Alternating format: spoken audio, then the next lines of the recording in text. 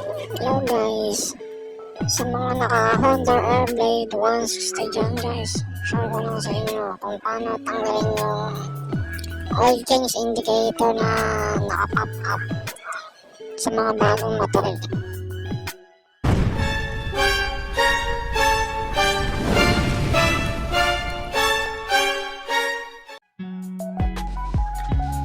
Kung papansin nyo guys, ayun nasa gilid, ayun yung nakalagay yung oil change indicator, nakapop up dyan.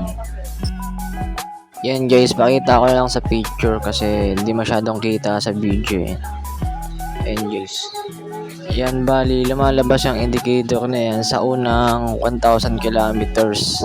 Yun, kaya kailangan mo magpa-change oil. Bali sa akin naman experience, nagpa-change oil na ako sa 750 kilometers eh. Lumabas lang yun yung nag 1 km na yung odo. So yan guys, ngayon tuturo ko sa iyo kung paano tanggalin yung indicator na yan na oil change.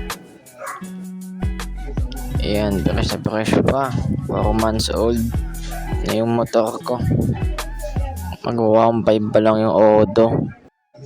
Nga pala, bago natin makalimutan, shoutout nga pala sa tropa ko na tumulong sa akin mag-change oil ng motor. Siya yung nag-change oil ng motor kay Jason Pacheco, shoutout sa iyo. So yun guys, simulan na natin. Patayin muna natin yung motor. Teka, wait lang, nahihirapan ako. Paano ko hawakan yung camera tapos i-start ko yung motor. Ang gagawin ko kasi guys, i-hold press mo lang yung button sa right side. Hold press mo lang ng 3 to 5 seconds tapos i-on mo yung motor mo. Kaya kailangan nakapatay yung motor mo bago mo i-hold press tapos tsaka mo siya i-start.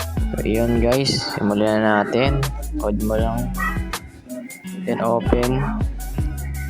Yan guys, makikita nyo nawala na yung indicator na oil change.